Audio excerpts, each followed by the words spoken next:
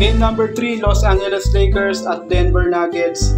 Nakuha na naman po ng Denver Nuggets ang panalo sa laban na ito. So 3-0 na. 3-0 commanding series lead na po ito mga Lodi. At medyo mahihirapan ng Lakers dito. Maganda ang naging panimula ni Anthony Davis, LeBron James at Austin Reeves ng first half. Pero pagdating na naman po ng third quarter, eto na naman. Tumukod na naman ang opensa ng Lakers at wala silang naging sagot kay Aaron Gordon, Nikola Jokic, maging sa iba pang mga player po ng Denver Nuggets na ipinasok po ni Mike Malone sa loob, talagang nahihirapan ng Los Angeles Lakers.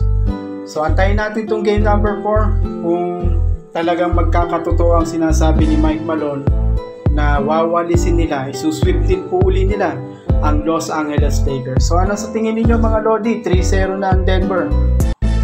Mawawalis na naman kaya nila or masusweep ang Los Angeles Lakers?